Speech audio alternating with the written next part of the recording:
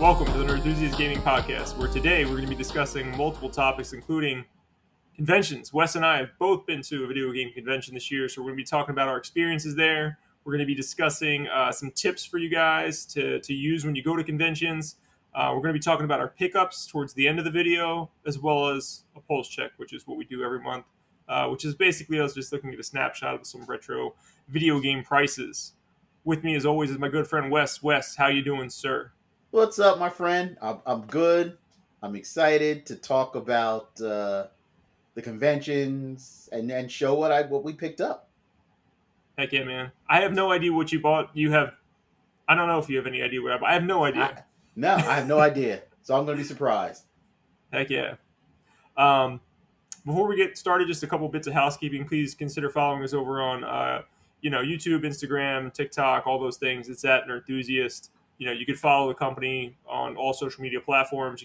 You can actually support us over on Patreon. That would help us out quite a bit. You can support us for as little as $1 a month if you like what you hear today, and you guys can get early ad-free content as well as exclusive content over on Patreon.com/Nerd Enthusiast.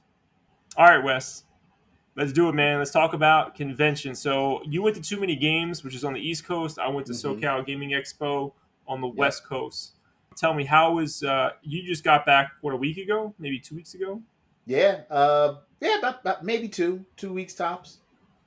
Cool. So this was I want to hear your story first because this was. I've been to video game conventions. You've been to many conventions, but never a video game convention. Correct. I go to Comic Cons like multiple times a year, but this was my very first video game convention. All video games.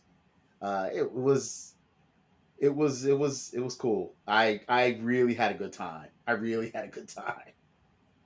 Yeah, if you guys haven't been before, Too Many Games is I believe it's the second largest video game convention in the United States for that's kind of retro focused. Portland Retro Gaming Expo is certainly the largest, which I have never been to, but I would love to go to one day. Just tell me what are some of the things that you saw there? What are some of the things that you did? How did you like it? I loved it. I loved it. I mean, being that I go to a lot of Comic Cons, I knew what to expect in the convention atmosphere, but just to go in and see all the video games, all the different vendors was great, man. I was like a kid in a candy store. Oh man, I was like, oh man, look at this. Oh look at this. Oh look at this. Oh, I've been looking for this, and that was a good feeling. That was a good feeling. I was with some friends, but it's the convention itself was really cool. Before they let you in, there's like a big lobby, and they were showing retro cartoons based on video games. They were showing Captain N. Nice. Uh, they were showing the the Super Mario Brothers Super Show with Captain Lou Albano when he was doing Mario. Classic. Uh, they showed episodes of Zelda, so it was they were getting everybody in the mood. It was all video game related. It was great, and you go in giant room full of vendors and games and game related stuff. They had rock band competitions, which was Nice. awesome. Which was awesome. I would have Uh, been all over that. they had their own arcade setup, like retro arcade, which was Yes. amazing, amazing. That's always one of my highlights, man. Is seeing what old school games they have there that are available for people just to. I don't know if it's the same out there, but in SoCal they were all just set free to play. You just walk up and play Yeah, whatever. just walked up and played. Just walked up and played. And they had a good number. They had about 50, 60 games set up, and then they Nice. had the giant like DDR set Oh, up. sick. People were getting their groove on. They had game stations, like they had a Sega Zone, which they had multiple Sega machines, Genesis, Dreamcast, Master System set up with multiple TVs. And then they had like the retro one, which had ColecoVision, Atari, Intellivision. You name it, they had it. They had the Nintendo one, which was NES, Super Nintendo, 64. And so they had a GameCube, and then multiple TVs, all their systems. It was such a good time, bro. It was such a good time. Oh yeah, that the similar stuff was out here. We had an arcade. We had the retro gaming area with like CRTs, like a whole Hmm. Yep. probably like half of a room was filled up with CRTs and old school stuff. I always love seeing the oddball stuff in there too. You walk by like, oh, there's a 3DO. How about that? That's awesome. Or something like a Neo Geo. Like, when am I ever going to play a Neo Geo? I'm not spending a lot of money on a Neo Geo, but a lot of those cons have them there. Yeah, yeah. It was. I did a video, a walkthrough video. So you guys can check it out. It's on our channel. Um, my vlog on too many games, and it was so much fun. I can't express enough how much fun I had. I spent too much money, but it was worth it. It was, and I could have spent a whole lot more. Let me tell you. Yeah, that's the hard part is controlling yourself when you're there. It's like, I can't do this. Yeah. At too many games, and it's funny because too many games has been around for a while, uh, and it gets bigger and bigger every year. They say it's one of the largest on the East Coast. You said it's like one of the largest in America, and I can see why. It's very, very popular. And like I said, for years, I've always heard about too many games, but I always thought it was more geared towards like tabletop and board games and Gotcha. not necessarily video games. So I kind of dismissed it until a couple years ago. I was like, I kept hearing more about it, and they was like, no, it's actually video games. I was like, oh, really? I got to get there. I got to get there. Some conventions have really started opening it up to board games and stuff. Were there any board games and stuff that you saw there? There were they had like a section dedicated to tabletop, That's cool. but the main room was video game vendors. Yeah, yeah. I mean, that's pretty standard. So you got a big room of video game vendors. We got some arcade machines. This Hmm. was also similar to SoCal. One thing that SoCal had, which I'm sure you guys probably did too, is there was a section for tournaments. In SoCal, they had like a big stage, and they did like a Tetris tournament. I think the guy who Hmm. um, programmed the original Tetris cart was like there and stuff, which is pretty cool. Oh, nice. Um, did you guys have like tournaments and stuff there as well? I'm assuming probably yes. Oh yeah, there were definitely tournaments. My friends were egging me on. They were like, come out of retirement. I was like, I can't. I was like, I'm too rusty. I'm too slow. My reflexes aren't there like they used to be. Yeah, those kids will murder you, man. I'm not, Man, I'm not trying to say you're bad or anything, but I don't want to play against a 20-year-old in anything, Wes. There's no way. no way, no way. I mean, I can hold my own against a computer, but no, I'm not there anymore. Yeah, me neither. All Let right, me cool. So play. you're Let me play another 60-year-old dude, then I'll be good. there. You go. Right. Get the odds a little bit more even. All right, so we got some vendors. We got that. Is there anything else of note that you saw there?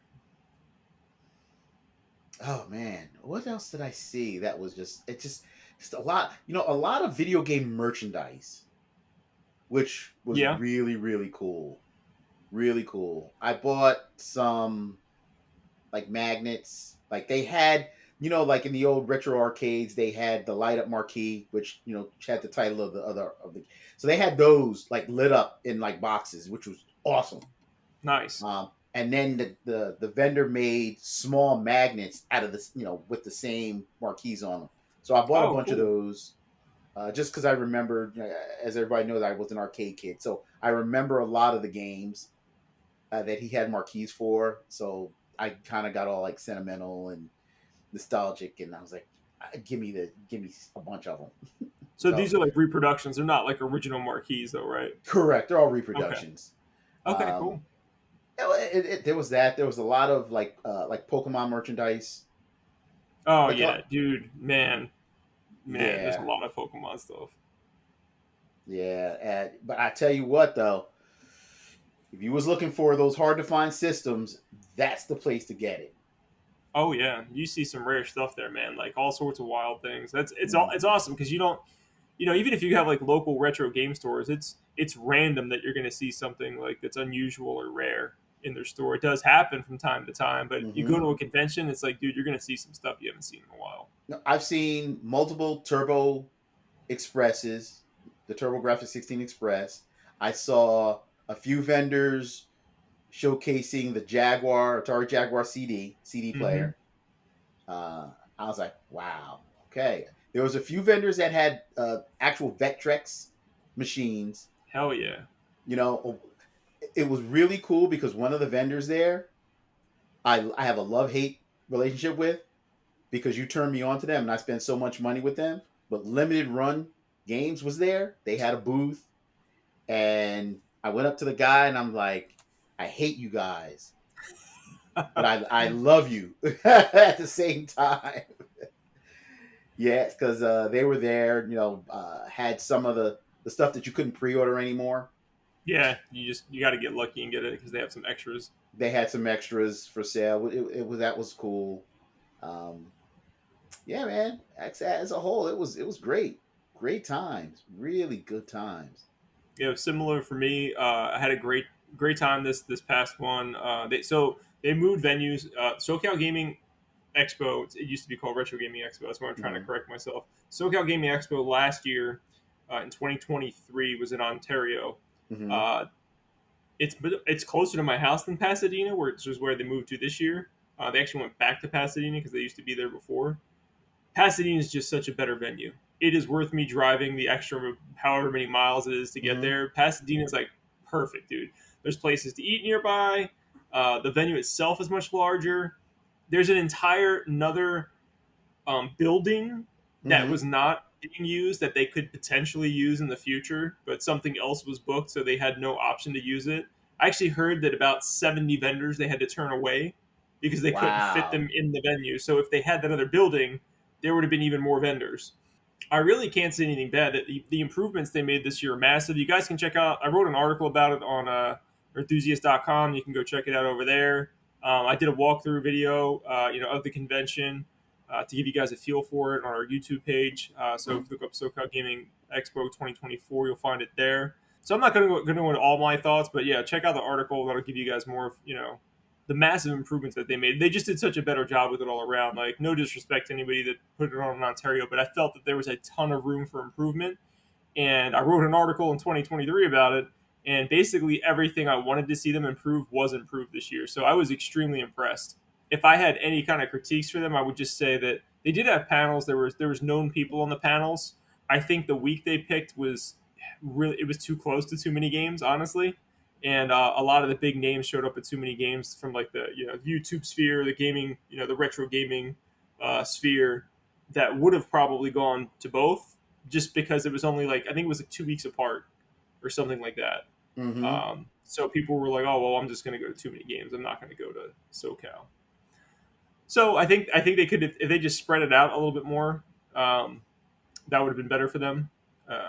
But yeah, it is away from Portland. Portland's in October now, so that's cool. I think they just need to separate a little bit from too many games, and they'll get a lot more bigger names there, just to have like more people on panels and stuff, and that'll bring more attention to it and make it grow even more. Yeah, that was the one thing I didn't see any panels. I know they had them because they were on the schedule, but I didn't see them. I know And that. Go ahead. I'm sorry. no, I was gonna say, and one of the things that I would definitely do differently is I would go more than one day. Oh yeah, for sure. Definitely go more than one day because of work. I was only able to go like the one day. I would definitely go if not all 3 days, definitely 2 days. Yeah, 3 days I feel like is a lot. Like SoCal, I think is perfect. It's 2 days. It's Saturday, Sunday, Mm-hmm. and Saturday is usually busier. There's more people there. There's usually more stuff happening. Sundays are probably a better day to buy stuff. Overall, and we'll get into that why that is in just a little Mm-hmm. while. Um, 3 days is a lot. I don't think I've ever. No, I've never done one of these for 3 days. I've only ever done 2 day ones. And I mean, yeah, there's stuff to do, but after 2 days, I don't know that I would. I mean, there could be different panels and stuff, which would be interesting, but Mm-hmm. I wouldn't just be shopping for 3 days straight. Maybe 2 days, but definitely not three. Oh, when I go to Comic Cons, I'll usually go multiple days. Yeah, I'll usually go multiple days, especially New York, because you'll have panels and screenings all 4 days. yeah. So you have And different stuff to do, and you're in and out of things. exactly, That makes exactly. sense. So to see everything, and if you're trying to get into panels because you're going to be in line, and the panels are like an hour or so, and you need multiple days to see everything. Too many That makes sense. games. isn't as big, but I definitely would like to have another day because there was definitely stuff I did not see or I missed. Hmm. Some vendors that I overlooked that I wanted to go back to, then I didn't. So definitely, I 2 days next year for sure. Yeah, I think 2 days is perfect for like the shopping experience, and maybe you get a couple panels and things like that. If I did have a third day, what I would do is probably spend more time actually playing games there, like playing those older systems, Mm-hmm. playing the arcade machines, because that's something. Even though they're there and I enjoy them, I really don't have a lot of time to do it because of the stuff I do for an enthusiast. My entire first day is work. You know, it's like I'm Mm-hmm. shooting videos, I'm writing stuff, I'm it really feels like a full day of work, and then I'm editing until the wee hours of the night. The second day is more for me, where I'm actually like shopping. Granted, I am doing some shopping the first day too. That is happening, but I'm way more focused on myself because my work is done at that point. So the second day is Mm-hmm. really just for me. And having a third day would mean, I have a day for work, a day for shopping, and a day for whatever the hell I want to do. Like play arcade games, check Mm-hmm. out a 3DO or some weird stuff. If Rock Band was there, I definitely would have played it. Like that would have been cool. They had a skate ramp at ours, man. It was awesome. It felt like the 1990s, man. There was like a little mini half pipe there. So people were skateboarding. It was awesome. That's awesome. Yeah, so like that was pretty cool. I haven't seen that before. Um, I'm just trying to think if there was anything else out of the norm that was there, and I don't think so. I mean, it was pretty standard, but it was just so much more organized than the year before, and I don't know. I was just really happy with it. They had new owners this year. I hope Mm-hmm. you know. I'm confident those guys are going to continue to stick with it. I think they had a blast making it, and I think they probably made a good amount of money from it too. I'd imagine. Do you know how many was in attendance? I don't. I'm not sure, Because but I know too many games like announced like last year they had 20,000 in attendance, oh wow, and they were looking to do at least 25 this year. So that okay, was that was their goal. So they just said that it keeps growing. man, we were far stretching back in the day. I mean, I went to the third Philly Classic, which I might have I know I mentioned this to Wes before. I don't know if I mentioned it on the podcast, but the Philly Classic was like the precursor to too many games. Like this was years and years ago, Mm-hmm. and it was the third one. So there was only two before then, and there was like I don't even know how to describe this, Wes. It was like a like I don't even a VFW hall like sized thing, with like some vendors and like Mm-hmm. I mean.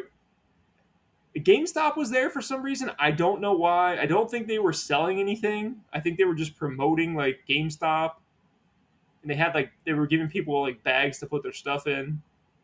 But I don't recall there being any panels. This was probably like pre YouTube, Mm-hmm. or at least before anybody did anything on YouTube. Like this was a long time ago. I just thought it was cool because I never heard of anything like that before. Which even at that time it was still fairly new. But they had all old stuff, dude. Like you go there, there should be tons of like Atari, Yeah. NES, some Super Nintendo, Genesis. Um, by this time it was probably like the early to mid 2000s, somewhere in there.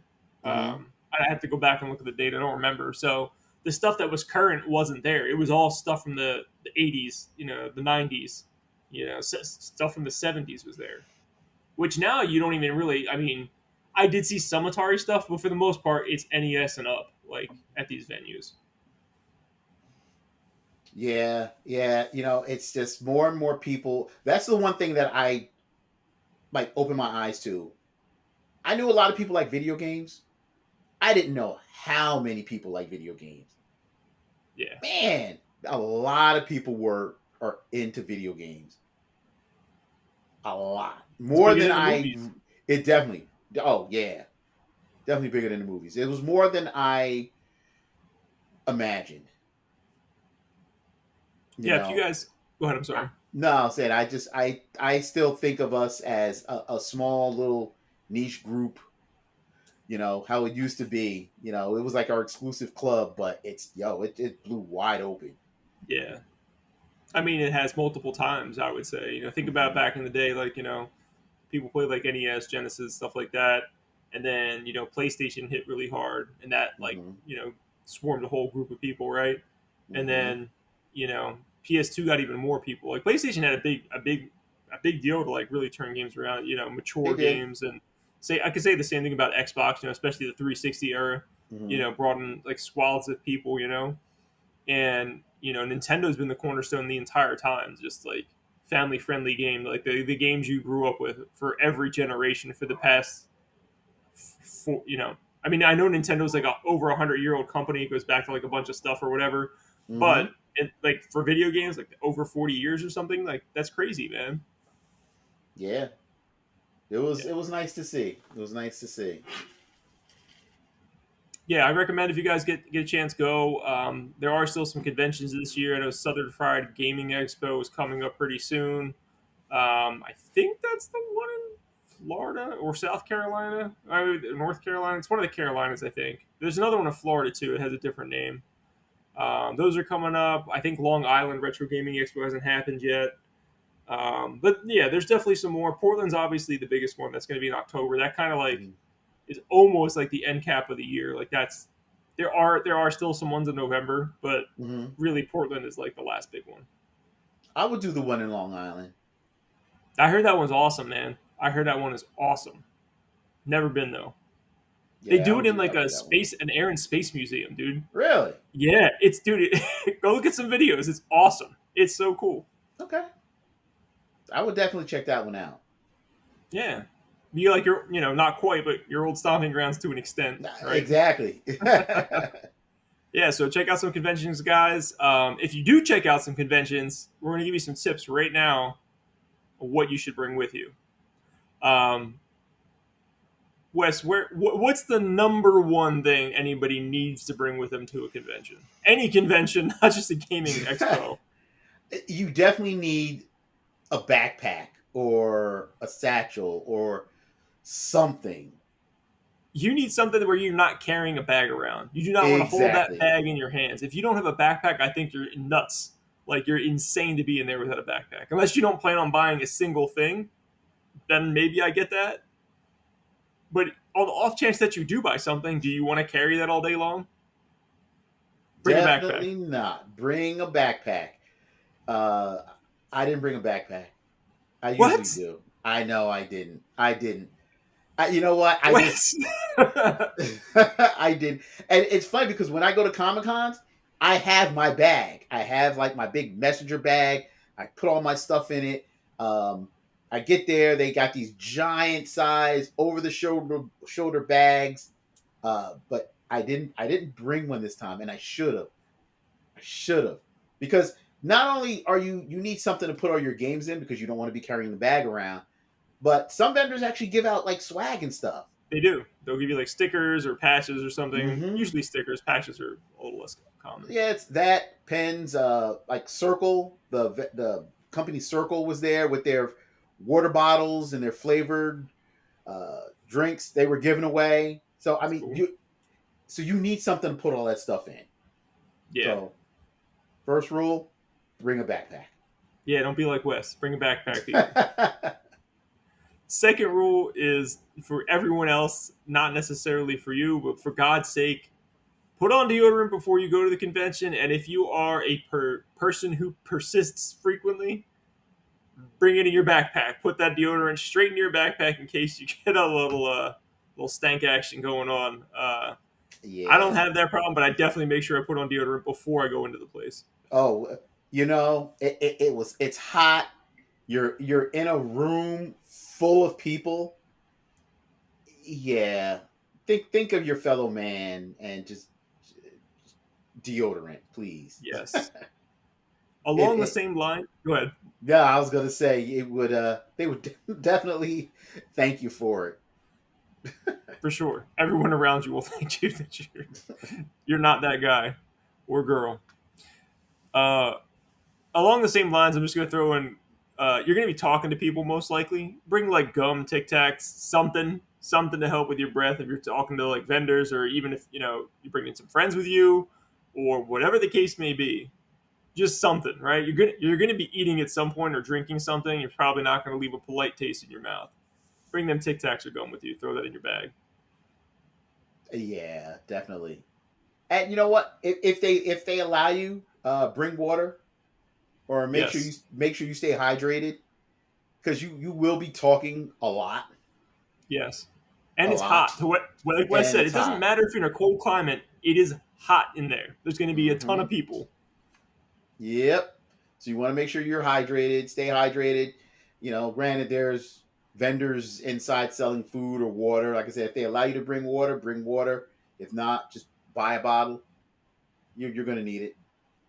Yeah, I think most places will let you bring water at this point. I was able to bring in my metal water bottle. Hmm. I refilled that thing and used it. It was fantastic. If you have something refillable, that's ideal.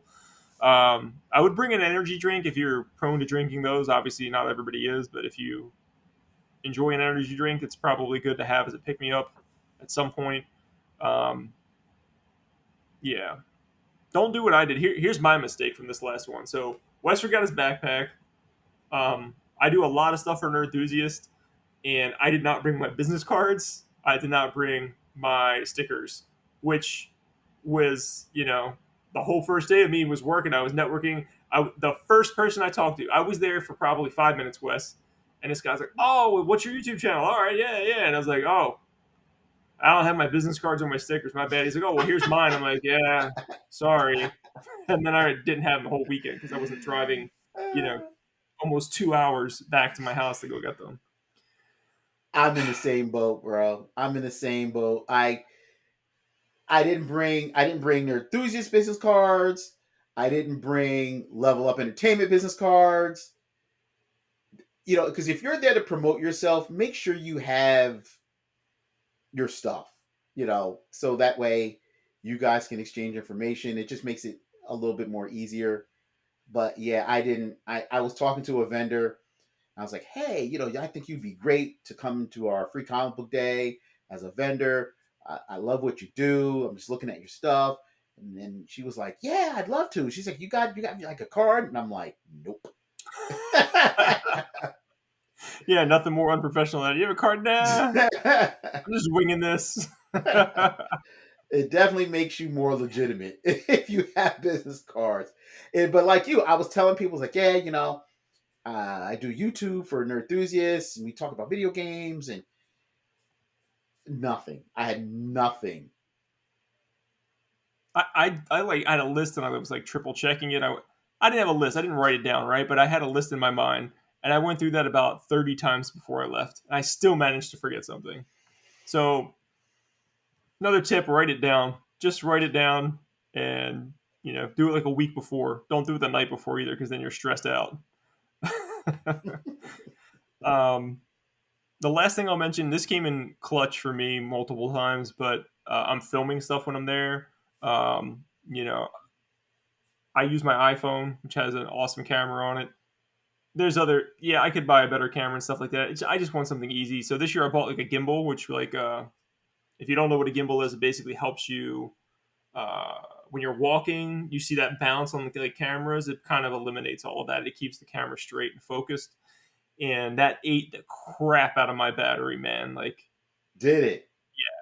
so luckily I had my charger, and it was around lunchtime, day one, and I was like, well, I definitely need to charge my phone right now if I'm going to continue to film.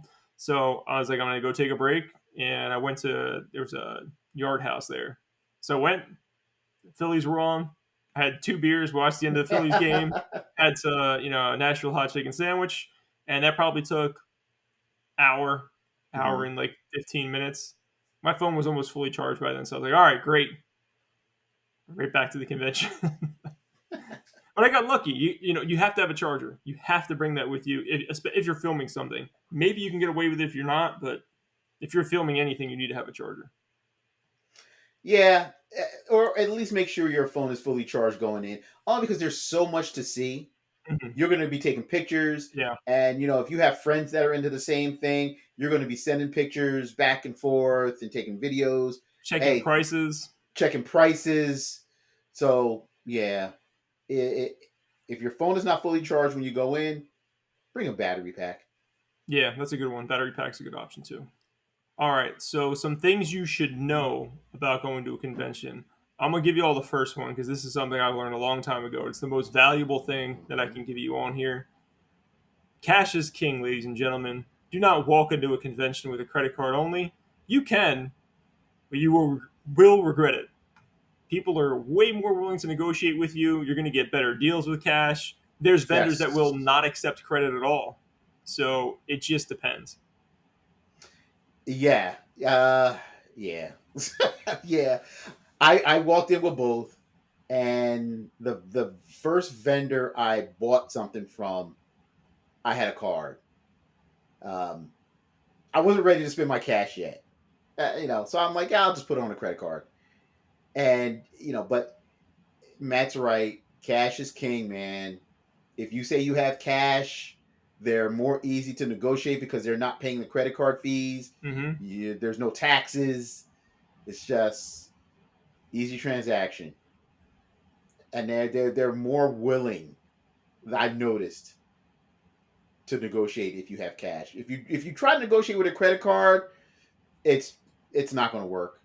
They may come off a little bit, but by the time they add the fees and all the stuff that they have to add back in, you're not gaining anything. Yeah, it's definitely not worth it. I would bring in cash or scout an ATM that's nearby that you can hit up, like something like that. But you definitely want to have cash available for these things. One tip that we didn't write down that I want to mention right now before I forget it is if you're going to buy from one vendor, like try to buy multiple things from one vendor also because they're also more willing to negotiate. If you buy just one thing from them, maybe they'll give you like a couple bucks off. But if you bring like a stack of games, you might be able to get a Mm-hmm. better discount that way too. So if you have a stack of games and you have cash, you're like in a win-win situation for that person to negotiate more with you. Definitely, definitely. So the next one is talking about cash. Give yourself a budget. Yes. You can easily go in there and just spend like crazy because there's Mm-hmm. so much to see, there's so much to buy, and you're going to want everything. Go focused, go with a budget. If you're going to use cash, pull out a certain amount of cash and let that be it because you can easily overspend.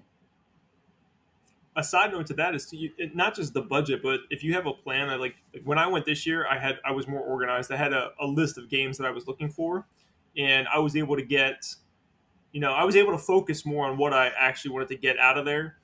Granted, I did buy a couple of things that weren't on my list, but most of the stuff that was on my list I was able to get. So if you have some sort of a list, that will help you also stay Mm-hmm. within your budget. Yeah, I mean, a list is so important. One of my friends that I went with, had a list. There were specific games he was looking for, and he stuck to that list. He's like, once he completed his list, if he had money left over, he just went crazy and bought whatever. But he went with a mission. He's like, I'm looking for A, B, and C first. If I find them, great. But that's my mission because that to go with a list and be focused helps a lot. Or you can be like me and just buy whatever. Yeah, could. You still need to think about your budget. Stay with it. I mean, unless you really don't care. If you don't have a budget, I guess that's cool. You just go nuts. That's not me. All right, the next one, Wes, you brought this one up. Go for it. Yeah. So don't buy at the very first vendor you see. Only because there's multiple vendors. And I'm talking multiple, Yep. 60, 70, 80, maybe 100 different vendors. A lot of them sell the same thing. And you may find it cheaper at a different vendor, or that vendor may be willing to negotiate a little bit more than the very first vendor you come to. Yep.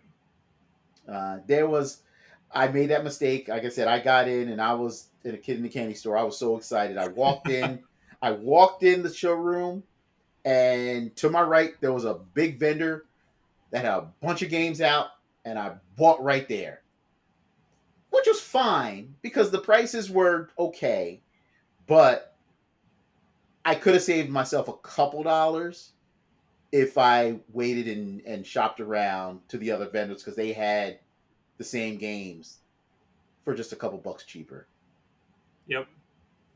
Yeah, that definitely happens. It's good to probably walk around to an extent and see what's out Mm-hmm. there. I mean, if you're looking for a harder to find, uncommon or like rare item, you may be more you may want to just pick it up right away before somebody else gets their hands on it. That is a Mm-hmm. possibility. But Yeah. if you're looking for common stuff, it makes zero sense to buy that stuff like, you know, right away. Just because to Wes's point, you can find it cheaper.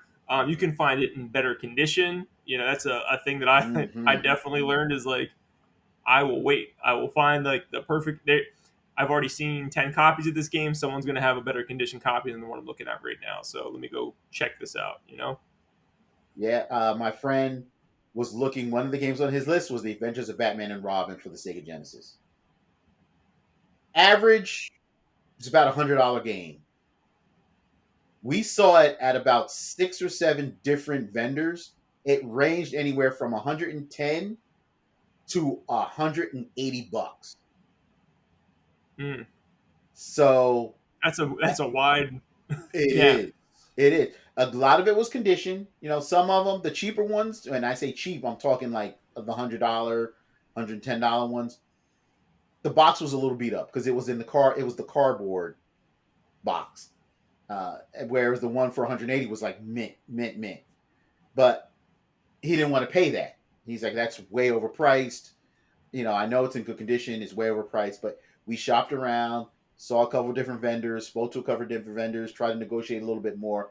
He finally found it at a price he was comfortable with.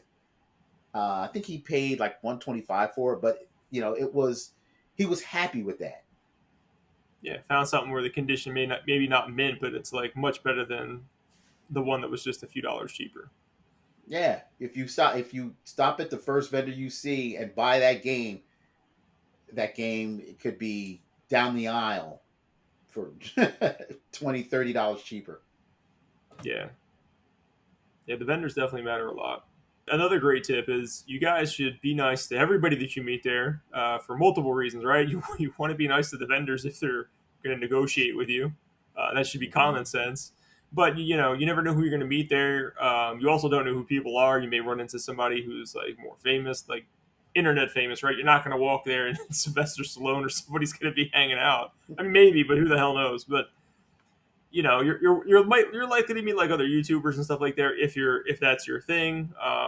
You know, you could maybe you're thinking maybe you have a big collection. You're thinking about opening your own game store. You may be able to get connections from there that give you advice as to how to do it and what to do. Like there's many different things you can learn from people. You know, that's the most important thing. So just you shouldn't be rude to anybody. You should be super nice to everybody that you Mm-hmm. meet and you know going into the next part if they're not nice to you you don't have to be nice to them. Just like if it's a vendor, I would just walk away. If a vendor is being rude, or they come off as rude, or they're just way overpriced, just walk away. Mm-hmm. I don't know how many vendors were at SoCal that were so overpriced. Where I was like, if I negotiate with you and you come down, you're still probably above eBay prices. Yeah. So I'm not Yeah. even going to have a conversation with you and waste my time. I just would leave. That's it. I'm done. Like I'm not I'm not staying here. There was one dude, Wes. Oh my god, this guy had a nice collection, bro. Everything was like near mint, tons of stuff. I'm like, why are his prices so high? And then I didn't ask him. I didn't need to because I knew I Uh-huh. wasn't going to buy anything from him just from what I said before, right? If this person negotiates, they're going to be down to a level that's still above eBay prices. And Mm-hmm. I figured it out. Like this dude's personal collection. He has to be invested and not really wanting to give this up unless he can get a high dollar amount for him. There's no he has some personal attachment to this stuff that a regular vendor does not. He had It to makes have. sense. Makes sense. There's no reason for his games to be priced that high. Like I mean, substantially higher. You know, I'm talking if the game was like $100 on eBay, his was like 150. Like what? Mm-hmm. What are you talking about, man? Yeah. If yours is minty, okay, cool. Make it 115, make it 120, 100, like $50 over an eBay price. You're crazy, crazy. Yeah. There was a couple of those there. There were a couple of those there. Another game on my friend's list was Contra Hardcore for the Sega Genesis. Nice. So he Um, likes punishing himself. He does. He does. And it was we've seen a couple people that had it but again, they wanted top dollar. Top dollar. And I'm like, it's like, wait. I was like, yo, hold up. I said, this one vendor is like way, way overpriced. We use price charting everywhere we go. So we Right. were, comparing prices just to see, what the average going rate is. Look, everybody's there to make money. I'm not looking to rob you or anything. I'm willing for you to make a couple dollars. It's the business. I get it, but not like 500% over what price charting is saying it's worth. It's wild. No, that's crazy. Yeah. Yeah, those are the people we just walk away from. Yeah, there's no point in talking to them at all. Uh, Anyways, but yeah, the rude thing, I think, every once in a while somebody will rub me the wrong way, and I'm just like, I'm not even interested in talking to you, and I don't care about your games. You're not getting my money, and I'll just go somewhere else. So I would just avoid those vendors too. But for the most part, at too many games, all the vendors were very nice. Usually, All of yeah. them, all of them were willing to talk. Hmm. And we talked about games. Yep. It was great. It wasn't just a transactional thing. It was like, here's my money, here's your game, have a nice day. No, he wanted to know, like, hey, what's your collection look like? What would you like to play? What are you looking for? I mean, it was great. It was great just to have a conversation. Yeah, it was the way GameStop used to be back in the day. Yeah, man. That's what we Games. did. All right, next one is the last day of the con is you're going to get the best deals. And now this is the double-edged swords that I mentioned earlier. If you wait to the last day, people are willing to negotiate more. However, to my point that I made earlier, if you're looking for something rare, uncommon, harder to find, it may be gone by the time Sunday rolls around. It really just depends. So you can take that gamble. You cannot. If you're looking for common games, I would certainly wait till Sunday. Um, if you're looking for uncommon or rare games, you may want to pick those up first day. You may want to pick those up at the end of the first day if they're still around. But again, you're taking that risk as to someone else that's willing to pay for it. It's just a matter of if you can, if you're comfortable paying whatever price you're negotiating with that person. Definitely. I saw one vendor that had Snatcher for Sega CD. Mm. He wanted top dollar. I wasn't willing to spend it yet. But it's something rare like that. If you want it and you see it, grab it. Grab It's it. things like that are only going to go up in price most likely for multiple reasons, right? They're not making those games anymore. Physical games are dying. They're not going to be around, and for years those prices are going to continue to go up until we get to a point where the generations behind us just don't care about physical games anymore. Like you're probably talking the next 30 years of price increases for Mm-hmm. games that are that rare. Eventually, it's going to fall off. Eventually, no one's going to care, right? Mm-hmm. But that time period is far from now. So my point saying that is just if you want something that's expensive and harder to find, you probably should just buy it now because it's probably going to continue to go up in price. Yeah, even if it's something you want, it doesn't have to be like super rare. If it's something you see that you want, and you walk around the showroom floor and you haven't seen that game, for example, Matt, you were looking for a particular Sega Genesis game. Yeah. Hmm. I saw it there. Text you. I should have held on to it. I text you. Did you need it? I put it down. Walked away. You text me. He's like, yeah, if you can get it for a good price. I went back. It was gone. It's surprising because that game is not. I don't know anybody that cares about that game, Wes. I mean, I'm surprised that the guy sold it at all. To be honest with you, but like that's a common game. I could find it on eBay, so I'm not like Yeah. it's whatever. But the fact that you had it was cool. I would have nabbed it, but it's fine. Yeah. That was a disappointing thing out here in SoCal. I will say that like most of the vendors out here are trying to be very strategic as to what they bring. Like it makes sense, right? They're hauling all this crap to a location. They want to be able to sell it, right? So the stuff that hasn't sold in the past, like there was not a lot of Sega Genesis stuff. There was not a lot of. There was more Saturn stuff than Genesis stuff, I think, this time, which is odd. You Really? know? Yeah, man. There was like almost There Genesis stuff, sure, but like it just seemed everything was Nintendo front and center. Um, Yeah. and one cool thing was, Xbox started getting some love this year for the first time like ever. Like 360 and like Xbox were kind of side by side in a lot of vendors, but towards the front.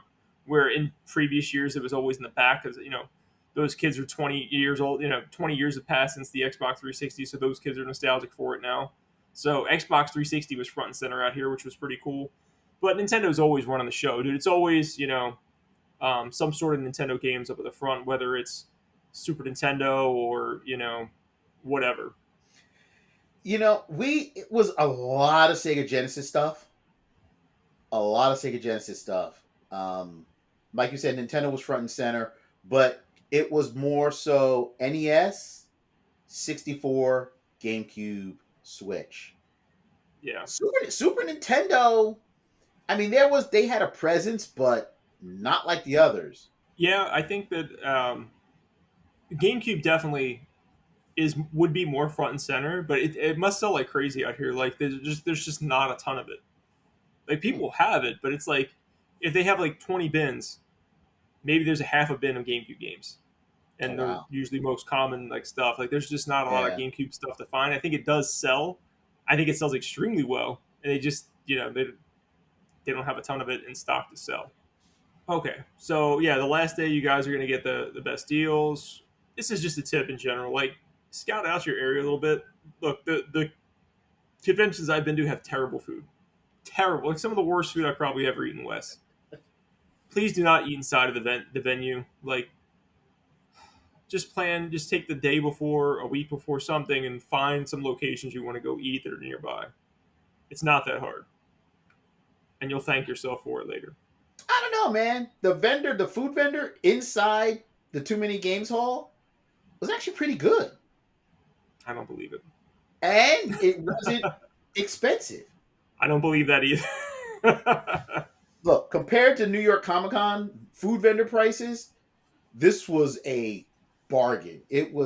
I got like two chili cheese hot dogs and a soda, and I spent like $15. For That's a not venue, that's not bad. that's not bad at all.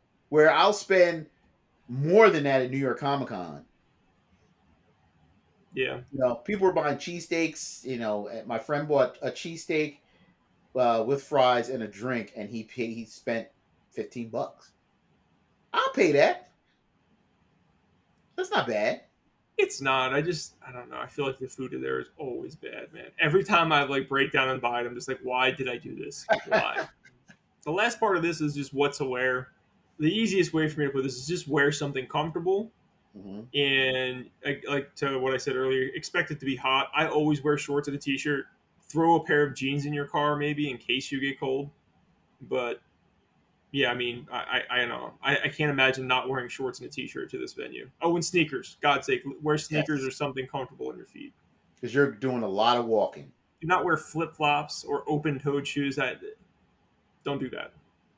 It's too many people for you to wear flip flops. It really is. Yep, You may get your feet stepped on several times throughout the day. Don't wear flip flops. you're definitely gonna get stepped on. I promise you that. But yeah, it's definitely a lot of walking. If you're counting your steps, you'll get your steps within the first hour or two. No doubt. Check the weather. If it's going to rain, bring a light jacket. Do not bring a friggin' parka. You're not going to need it, and it's going to irritate you that you have a jacket that big. Just bring like one of the lightest jackets you can find, preferably if it fits in your backpack. That's ideal. And now we're going to be discussing our pickups. Wes, we haven't discussed this ahead of time, but I was thinking maybe You we go didn't. back and forth or so. Like, let's do this first. How many pickups do you have? So I have 11 pickups. Okay. I have seven plus one, which I'll explain because I just picked this up not at a convention, but I'll just throw it in here for the hell of it. So let's say I Okay. have eight. 1, 2, 3, 4, 5, 6, 7, 8. And you have 11. So you definitely need to go first. Why don't you go twice? That'll put you down to nine, and then we'll be kind of even at that point. Okay. Well, my first pickup was Street Fighter Tekken for Xbox 360. Nice. I saw it on the shelf. I knew I had it, but when I checked my Game Eye, it said I had it for PS3. I'm like, Oh, yeah, so I'm like, oh, okay. I could have sworn I had this for 360, but really good condition. Disc was mint, so that was one to pick up. And then there was a vendor that was selling import Super Famicom games, so I oh, had to cool. pick up. I had to pick up my Dragon Ball Z because I have Nice. Dragon Ball Z 3 for Super Nintendo imported, and so I grabbed this, which was pretty cheap. Um, yeah, so that's my first two pickups. And that wasn't released in the U.S., right? It was never released in the U.S. It was all Japan only because this was before America even knew what Dragon Ball Z was. Yeah, I had a feeling. I think the first one that came to America was on PS1. Is that correct? Yep, Ultimate Battle 22. No, or was it GT? I think it was GT, but GT was I'm the not a first Dragon one. Ball Yeah. person. I just think it was GT, so I could be wrong. So yeah, so this yeah. Prior to that, there were no Dragon Ball Z games released in America, so I always had to import them. Cool, cool. All right, so let me start with my non-conventional one. I'll start with that one because I'm excited about this. I just picked this up. I was down in San Diego. I don't have any retro game stores near my house. They're all like at least an hour away. But I had some store credit at this one in San Diego for like years, and I finally got down there to use it. I had no idea what I was going to get, but finally, towards the end of me looking, I found this little gem. It's Ah, the mask. the mask on SNES, man. And I remember seeing videos of this, and the animation looks fantastic. uh, The game got like a 7.6 from IGN when it was, from back in the day, which is, it's okay. But it just looks like a lot of fun. I watched the video, years ago, and I was like, I've always remembered that. And it's kind of uncommon. So mm-hmm. the sticker price, I didn't pay the sticker price because I had credit and stuff, but it was $69.99 for just a loose cart. Um, but yeah, I'm happy to check this out. I turned it on to make sure it worked, but I didn't have time to play it that night, so we'll see how that goes. Okay. What's your next one? So my next one is a Sega CD game. I picked up Revenge of the Ninja. So I have a thing for Renovation. Renovation made some great games back in the day. This was a Dragon's Lair clone. We spoke about Dragon's Lair and Space Ace once before. They were a cartoon video game. It's the best way to describe it. It was fully animated, and it was all QuickTime events. And like you had up, down, left, or right, and then you had an action button, and there would be like an indicator on the screen to tell you what to do. So this was kind of towards the end of the Sega CD run. But I saw it and I was like, there was only one vendor that had it. It was just kind of just by itself. Like nobody paid any attention to it. And I saw it and I was like, I need this. Nice. Yeah, those games typically aren't up my alley. At first, I thought it was like a Ninja Gaiden, and I was like, oh, what is this? But teach their own. Yeah, now it's one of those cartoon games. There was a few. Time Gal for Sega CD was another one. Road Avenger was another cartoon game. But they were all like Japanese animated adventure games. I'm sure it's visually awesome, guaranteed. So this first one that I'm going to show from the convention was the first game that I picked up. I knew it actually wasn't on my list, but I already knew in my mind that day. I was like, well, if I see this somewhere, I know it's somewhat uncommon. It's not like it's common to uncommon. It's not rare, but I also don't see it all the time. Um, this was literally at the first vendor I found, and I bought it right away. And I'm glad that I did because I only saw it like once later on in the entire convention. I saw it one more time. Maybe other people had already bought it by then, but it was in way worse condition. This thing is like in very good condition, and that is Godfather Part Two on Xbox Ooh. 360. So I have the original. I've had it forever, and I never Mm-hmm. picked this up. And I heard that this one was actually much better than the first one. So looking forward to checking this out in the future at some point. But this was something that I was in my mind, but not on my list, and it happened to be right there. And the guy gave me a deal on it right off the bat too. So that was another cool thing. Like I got $5 off of it. He was asking Okay. 25. I got it for 20. So The first one was good. Like the first Godfather game, mhm. it was good. It was good. Yeah, they did a good job with those games. Surprisingly, I don't think they sold like extremely well. Like I think they sold, but not like not like GTA, obviously. So my next pickup was for the Sega Saturn. It Nice. was a game I had, and I don't know what happened to it, but I was happy to find a really good copy of Clockwork Knight. Nice, man. I that is something I want to get for my Saturn for sure. I don't have a Hmm. ton of Saturn games, but that's definitely one I want to get because I remember playing the demo for that. Never had Yeah, the full version, but I remember playing the demo over and over again. I don't know what happened to mine. I don't know if in my sleep I traded it in at some point in time. And I've been looking for it, and every time I would find it, it wouldn't be complete. It would be missing the instruction manual, or the box was cracked, or the CD wasn't in good condition. This one, I found this at the convention, and it was really really good shape. Um, got a good deal on it. I was looking for the second one. Looking for the second one.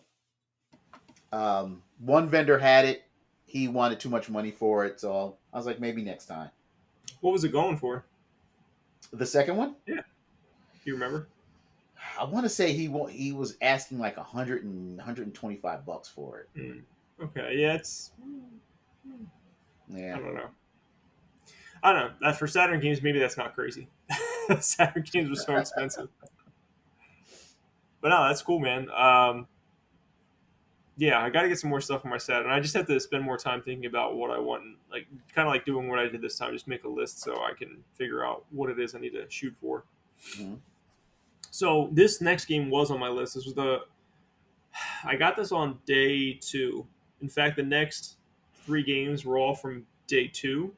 Um, and I waited because these were all common games, and two of these three I was not even intending on buying. But to my point earlier, people were willing to negotiate on the second day. Yeah, I at least looked around for this on the first day. To Wes's point, don't buy from the first vendor. Uh, the Getaway on Oh yes. PS2. So the first vendor that I was considering get it from had it for I think $15, which was over. Even then, it was overpriced. I think it Hmm. was like a $10 game or something. And he was kind of willing to negotiate, but he had two copies and they were both kind of crap. I was like, I'm good. This game will be around. And I saw it at other places. And then finally on day two, it was kind of early. I walked up to this guy and he had a copy. I was like, oh, what's going on with this? He was like, before I could even say anything else, he's like 50% off everything. I was like, okay. Wow.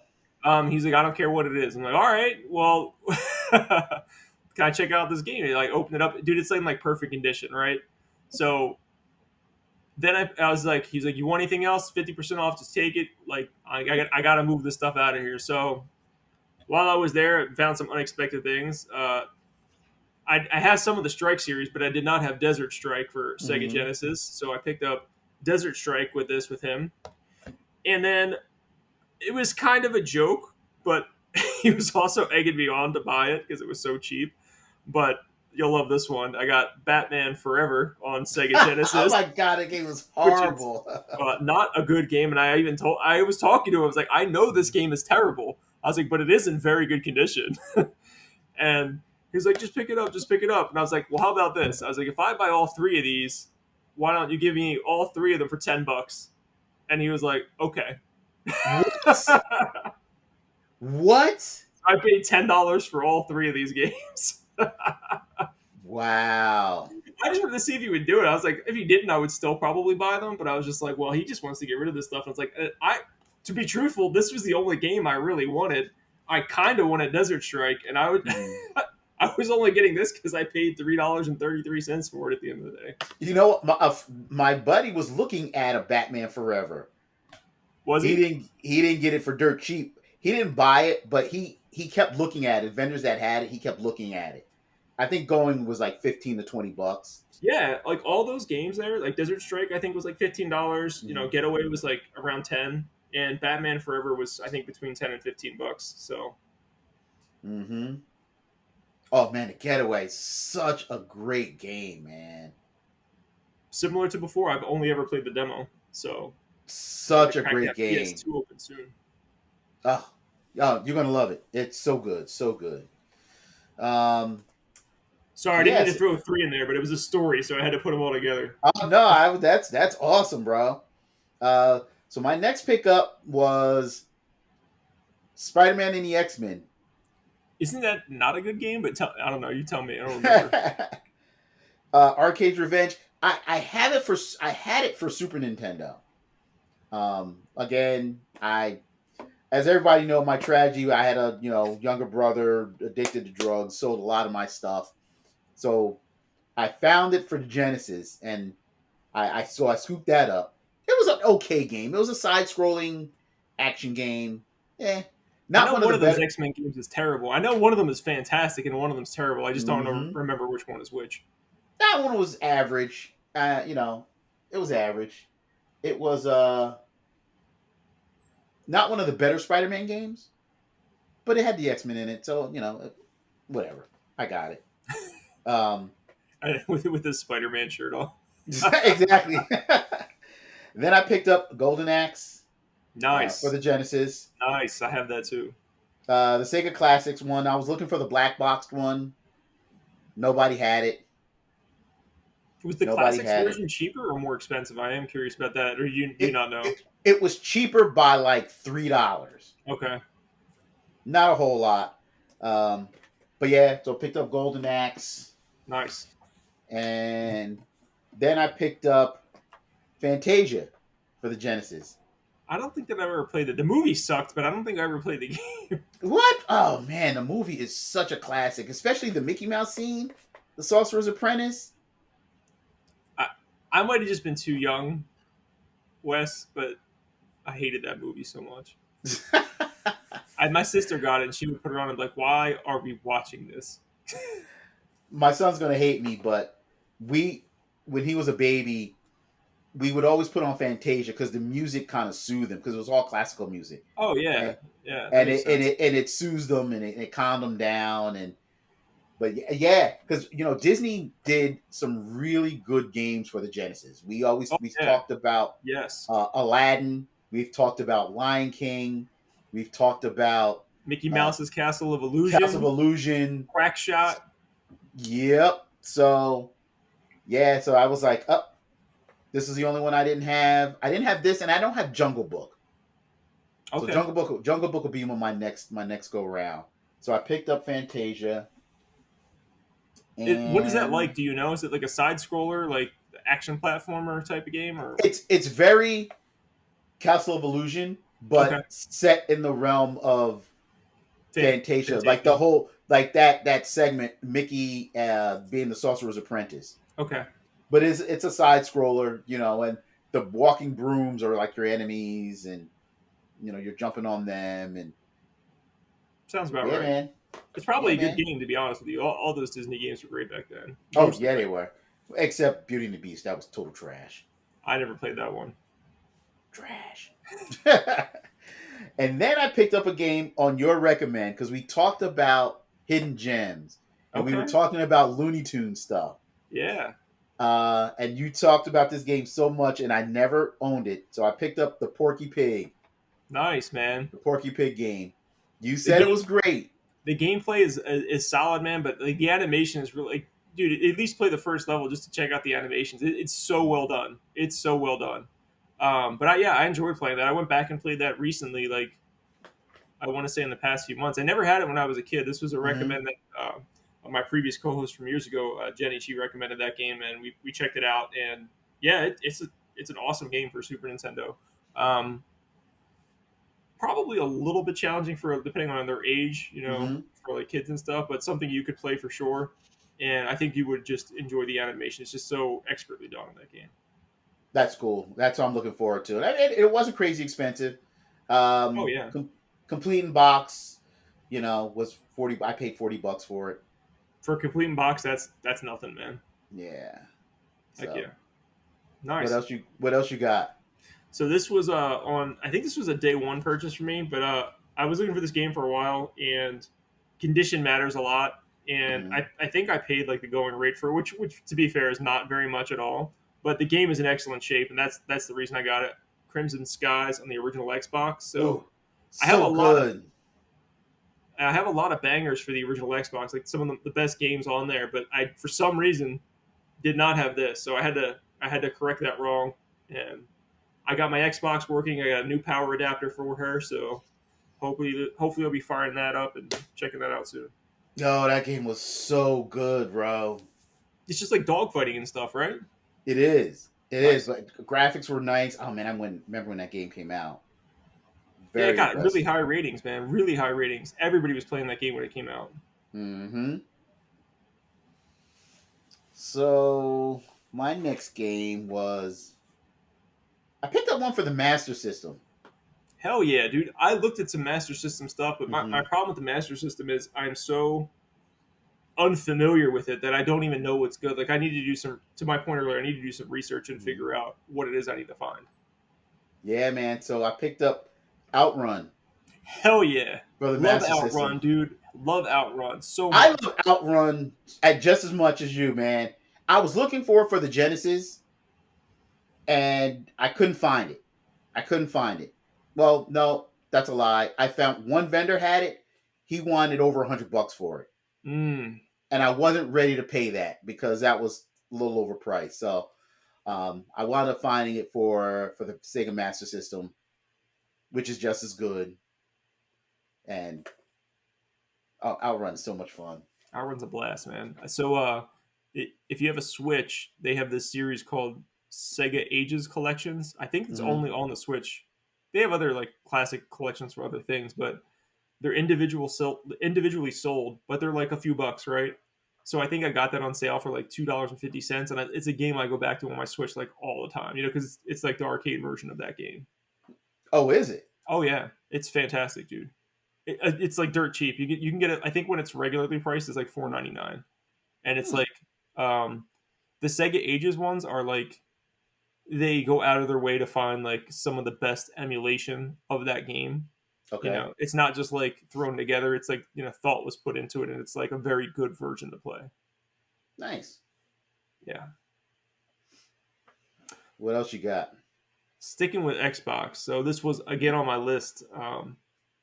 This is a game I remember from back in the day. For whatever reason, I never picked it up, but it's something I always wanted. Xbox games are cheap. I think I paid like $15 for this one, but it is Metal Arms Glitch in the System, which was I at the time when it Yes. came out, I wanted this so bad, Yes. but I didn't have money or something. I have no idea. But again, I got this for like 10, $15, something like that. It is supposedly an awesome game, and I will find out eventually. Very much so. It's an awesome game. They only did one though. Yeah, It, I guess it didn't sell as well, but it was a really good game. yeah. I remember wanting it very badly back in the day. Hmm. So I'm glad I got that in my collection now. Yeah, because it came out for Xbox, PS2, GameCube, but Xbox was the best version out of the three. Hmm. Looked better, played better. Yeah, man, good stuff. Yeah. Then I picked up Captain America and the Avengers. Okay. So Is that I, Genesis? it is a Genesis. I have it for Super Nintendo. Okay. The Super Nintendo one is like way more expensive than the Genesis version for some reason. Really? Oh, And probably because the cardboard box. If you're looking at complete in box, I'm sure that's probably what yeah, it is. this was in the arcade. It's a side-scrolling action beat 'em up game where you could do multiplayer. You pick from like Captain America, Iron Man, Hawkeye, Vision, and you just left to right beat 'em up. You had your superpowers, but yeah, complete in box, man. I saw this, I was excited. It's in really good shape too. Was it an arcade game originally, or was it made for consoles? Nope, it was originally an arcade game Nice. made by Data East, Okay. and Data East That's a did hit. help with the conversion for the Genesis one. Nice. And How my many you got left? last Okay. I got one. My last pickup was Spider Man, based off the animated TV show. Oh, dude, that's Yeah, probably pretty good. yeah, yeah. Well, I Again, just another side-scrolling action game. that's cool. So I'm assuming from the cover, Venom's in the game. Yep. Okay. Yeah, Venom's in the game. Because then the sequel to this was Separation Anxiety, the one with Okay. Carnage. That was the one with the red cartridge. I remember that. I remember that Hmm. that red copy with Carnage. Did is that game just titled Spider Man? This, Yes. yes, is just called Spider Man. I have a different game that is also called just Spider Man on the Well, Genesis. okay, well, this is Marvel Comics Spider Man. Okay, and the other one is The just Spider Man. is just Spider Man Jesus because God. that's the one that was put out by Sega, the one you're Yeah, talking about, if I'm not yeah, it had a black mistaken. box and like Yep. the border sort of thing, I guess. Yeah, this was put out by Acclaim, Okay, and yeah, I think the difference is this is just it's Marvel Comics Spider Man. interesting. I was just like, why the hell did they name the same game? Like, so I was like, why would they call it something anything else? Spider Man subtitle. That's so weird. So I have one last one. This Mhm. was the probably one of the bigger items I was looking for. I made it a point to seek this game out, and the SoCal Gaming Expo I went to the year before, I saw this in multiple vendors. This year, I didn't see it anywhere. I had to start asking vendors if they had the game, and finally somebody was like, "Oh yeah, it's in the glass case in the front." It wasn't like where their other GameCube games was. I was like, "Glass case?" I was like, "This is." So it's not that expensive. First of all, it's not like crazy, but it was put in a Mhm. glass case because it's just probably harder to find at this point. Always wanted this GameCube game from the day that it came out. It's a Sega game, not for a Sega system, and that is Billy Hatcher on the GameCube. Uh, I know it looks like a little kid's game, but dude, Yuji Naka, I believe, made this, right? That was the dude who did Mhm. Sonic and stuff. I'm pretty sure it was him. Uh, Somebody from Sonic. It just says from the creator of Sonic the Hedgehog. I'm pretty sure it was Yuji Naka made this. But this game got really good reviews. This was exclusive to the GameCube. It wasn't on any Mhm. other consoles. Never got, as Nope. far as I know, this game was never re-released. You can't buy it or play it anywhere else, which was a big reason I wanted this game for the past few years. So I think I paid $80 for it, which was about the going rate. But again, it's in Mhm. excellent shape. You know, it doesn't appear to have any fading or anything like that. The manual's in great shape. The disc is like perfect. So I was happy to pay the retail rate for this since I freaking couldn't find a copy anywhere and was like asking every vendor if they had it until I found somebody who did. Wow, Billy Hatcher. I haven't seen that game in years. Only 2 years ago I found it at a few vendors and I was like, I didn't feel like paying the price and I was like, I'll wait. And I think it was cheaper than what I paid for it now. But like now nobody had it, so That's awesome, man. Good pickups, man. Really good pickups. oh yeah, you too, dude. Excited to play some of these. Now we're gonna hop into one last retro gaming dive. It's a pulse check. I got the high pick this month. Wes, you got the lower pick. Would you like to go first or second? You can go first. All right, so I'm gonna go first. I'm gonna put a precursor up to this really quickly. This game, as of today, July 10th, you can pre-order this game via limited run games. This game is a very rare Game Boy Advance game, one of the rarest ones you can get. I was fortunate enough to buy it when it first came out. Played it, loved it, beat it. Maybe my favorite Game Boy Advance game, period. So now a whole bunch of people are going to get to experience it. Unfortunately, by the time you guys listen to this, this is going to be released, I believe, in September. Mhm. So once you actually get to listen to this, you can't pre-order the game anymore from limited run, but they do put their games on Amazon as well as Best Buy. Not all of their games go up there, so I would check Amazon and Best Buy. You may be able to pick a copy of this game up there. They're doing like a remastered version. This is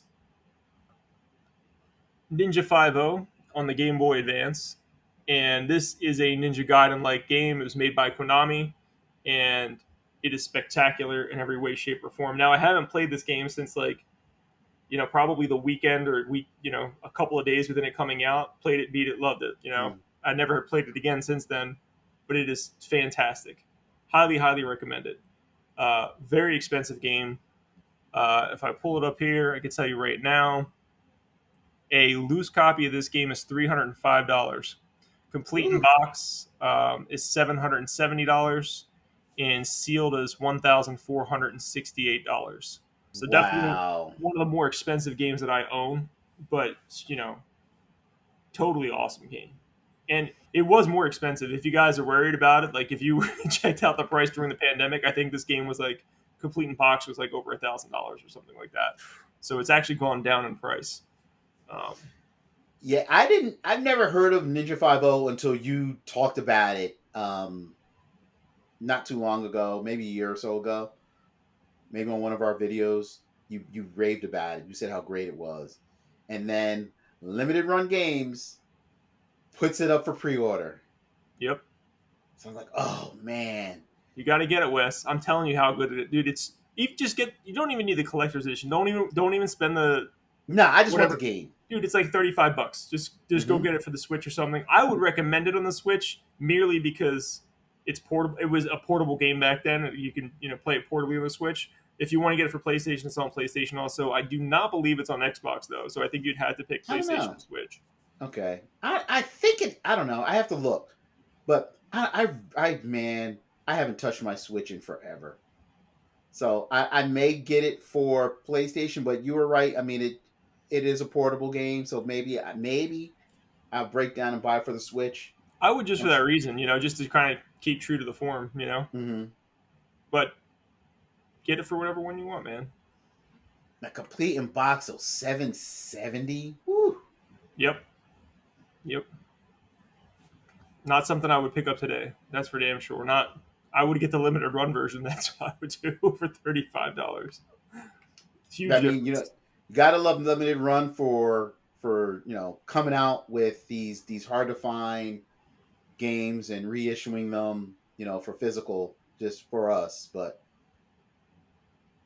yeah, Yeah, I nothing have like some the issues with original. their company overall, but I mean, I just can't resist some of the stuff they put out. It's like I have to have this.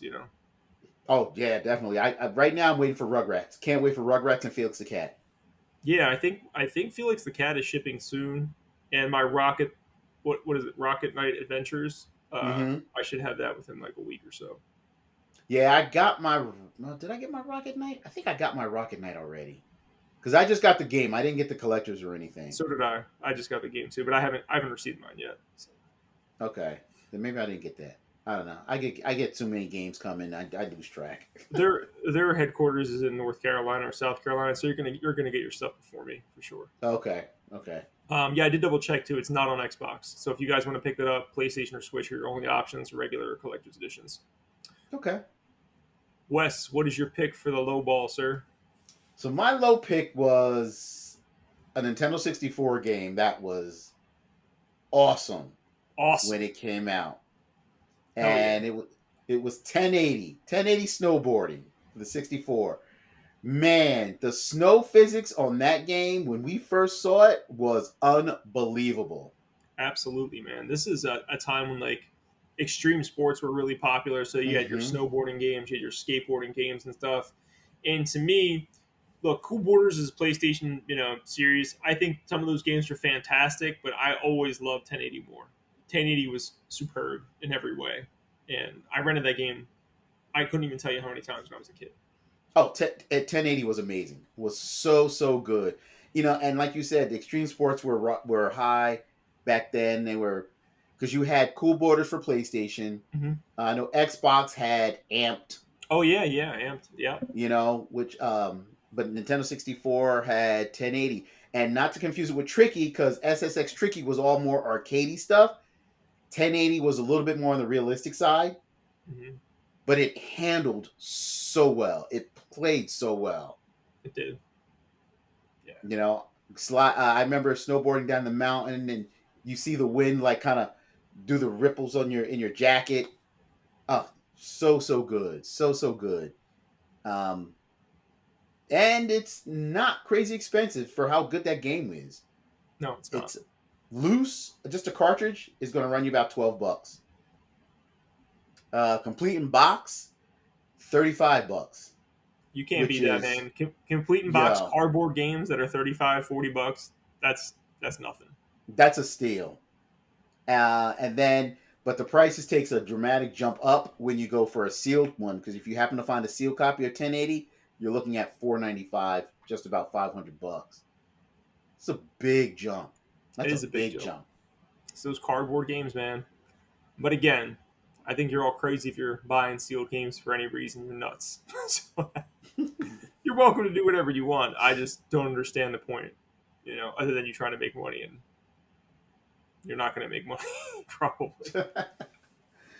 Oh man, yeah, 1080. 1080 was a lot of good memories. A lot of good memories. Early days of the 64. Hell yeah. Now I know they did 1080 for the GameCube. They brought it back for the GameCube, correct? They did. 1080 1080 Avalanche. Avalanche. Avalanche. Yeah, I'm pretty sure it's Avalanche. I have it. I can tell Yeah. you right now. Avalanche. Yep. And I think that was it. They never did any more Games. 1080s after that. Yep, that was all. Like none for the Wii, none for the Wii U, none for the Switch. No, I think Wave Race died on the GameCube also. I think that was a N64 and Mm. then GameCube game. I think it was a similar path. Oh Because wow, after that yeah, would have been Wii, right? GameCube went to Wii, yeah, and yeah. we didn't have either one of those games. Nope. Come on, Nintendo, bring back those franchises. Yeah, there's no reason not to. I mean, other than they're worried about them not selling well, which may be true. I mean, who knows? I think people Become have more of a soft spot for Wave Race than 1080. Not that I think one's better probably, than the other, but but come to think of it, when's the last time you saw any extreme sport game being released? Like I I haven't mean, seen any. to be fair, they're not even like the X Games was huge. Now it's like they're there. It's like no, I haven't seen any snowboarding games. We talked about wave race. I haven't seen any jet ski games. There used to be plentiful back in the day, Yeah, there's plentiful, there's a lot of good jet ski games, man. Tons of them. but nothing now. Oh well. So yeah, that's my low pick. Cool.